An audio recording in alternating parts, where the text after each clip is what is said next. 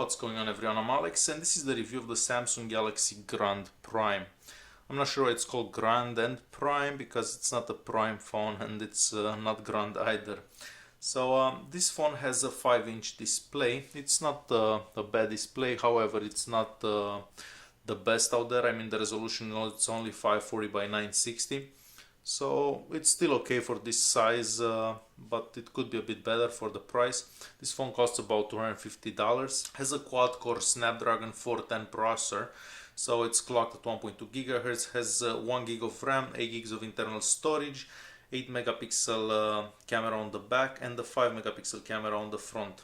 I'm happy about the 5 megapixel camera on the front because the 2 megapixel cameras don't really do it these days anymore. Has a 2600 milliamp battery that I wasn't actually able to get more than 2 hours of screen time. This phone looks quite pleasant, looks a lot like a Note 4 but smaller, so you can see the similarities. Alright, so looking at the phone here, on the front of the device we have the front facing camera. This is the 5 megapixel camera, proximity and light sensor. Actually, I don't even know if it's got a light sensor because it doesn't have auto brightness. So that's one thing that I don't like about it. So in order to change the brightness, you have to adjust it manually every time, depending where you go. The buttons on the bottom here, they don't light up either. This is the home button, the return key, and the multitasking key. On this side we have the power button, on the back we have the speaker right here, the 8 megapixel camera and the flash. At the bottom of the device we just have a microphone and a charging port. On the top of the device we have a secondary microphone and the audio jack. So the phone looks quite pleasant in my opinion. I mean, it's better than what other Samsung phones used to be. The back doesn't look that great, but most people put cases on this phone, so you're not even gonna see the back. It does come in this box. You haven't seen the unboxing video.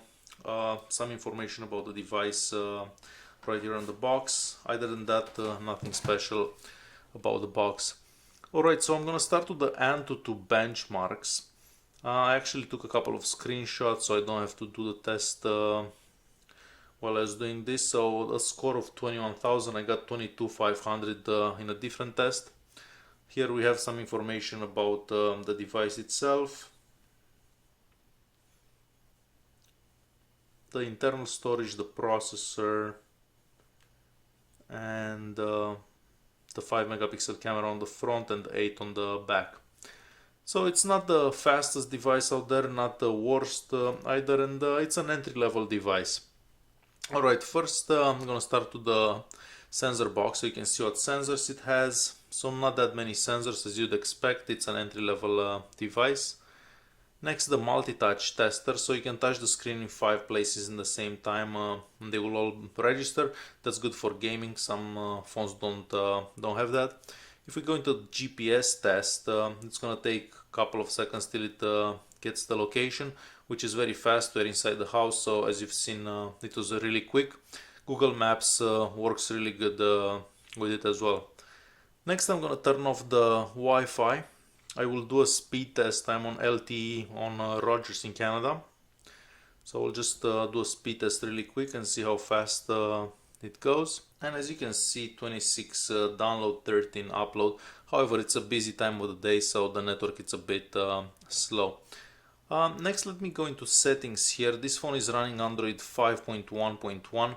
I did get one update after I turned on the device the first time. So as you can see, 5.1.1, which is kind of the latest. I mean, it's not 6.0, but I highly doubt that this device will be updated to that. Here we can see the device name, so Galaxy Grand Prime. If we go into storage here, we're just gonna see how much space it's available. I have a few apps installed, but the only available space is 2.4 gigs. You can install a SD card, so that may save some of the stress. If we go into languages, I'm just gonna show you what languages this device has. However, we are in Canada, so this device will be different depending where you buy it. Here we only have English, French, and some Chinese characters there. Like many other Samsung devices, it has motions and gestures.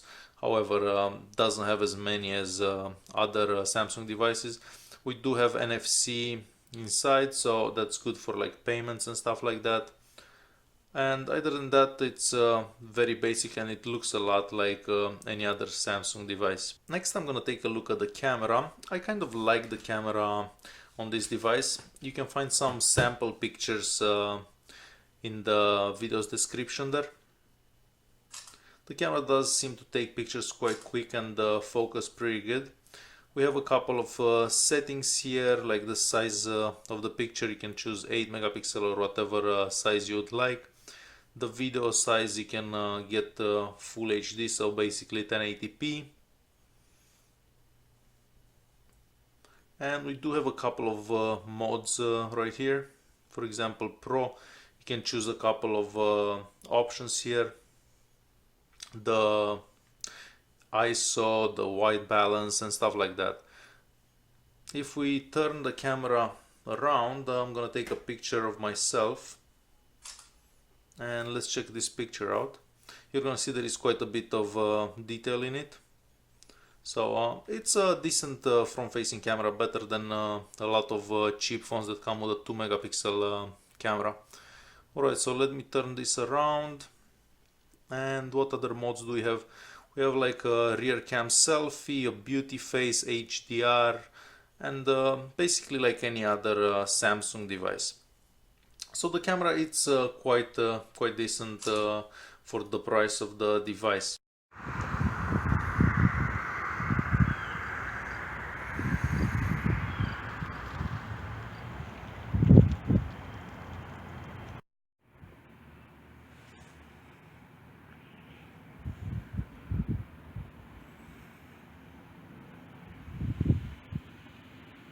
Next, I'm gonna make a quick phone call so you can hear how it sounds. Hold on one sec. We're verifying your account. Our self-serve menu is a breeze to use, and it's all day, all the time. The proximity sensor works really well, as you can see, and the call quality is very decent for this device. So the rear speaker does sound really good. I'm quickly gonna play a couple of ringtones so you can see how it sounds aside the phone call. So we're just gonna go to sound and notifications, ringtones and sounds.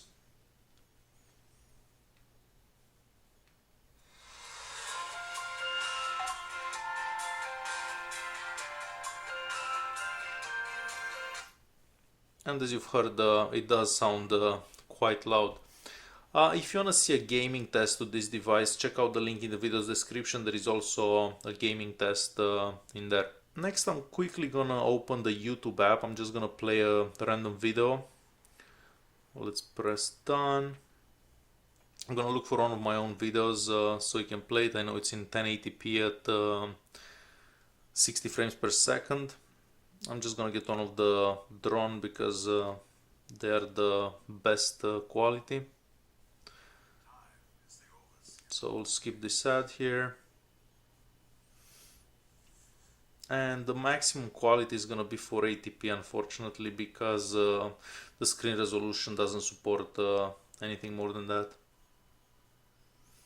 At 480p, I mean, it's gonna go pretty smooth with any video anyways.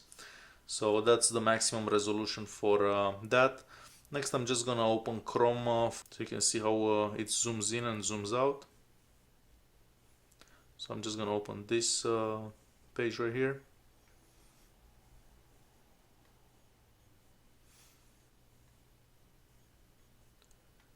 After it loads, it does go pretty good. Keep in mind I'm on LTE at the moment, so not on Wi-Fi. And what else can I show you? For example, Google Plus scrolling up and down does work really good. So that's also good.